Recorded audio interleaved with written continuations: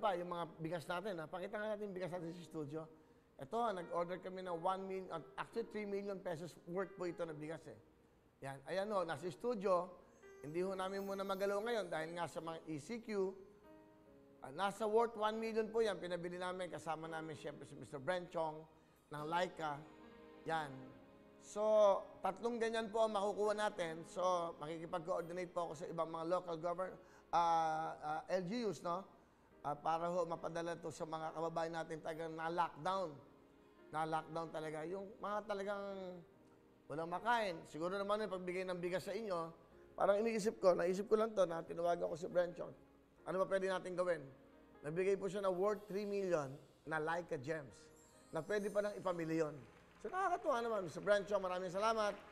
Naibili natin yung 1 million. Meron pa tayong 2 million na pamimili niya. At pagbalik ko namin ng studio, hopefully, naayos lang namin, di-deliver yan. Pero ang gagawin na, ilalabas namin yan sa GMA. Ipakukuha na lang ho ng mga local government officials. So yun ang gagawin natin kasi bawal nung pumasok sa GMA nang walang swab, walang nag-RT-PCR. So ingatan natin.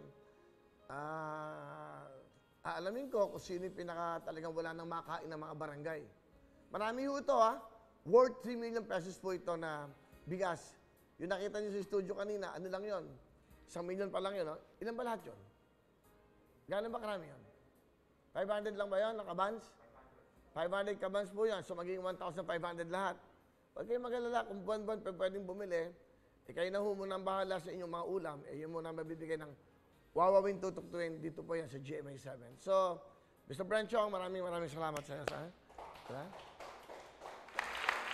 Hello mga kapuso! Ako po si Ipon. Minabati ko unang-una dyan mga kaipo natin, mga kaskwami ko dyan. Nagustuhan nyo ba ang video na to? Marami pa kaming inanda para sa inyo. Mag-subscribe lang sa Wawawin YouTube channel. Tsaka, don't forget to hit the, the bell button para lagi ka updated. Yun lang!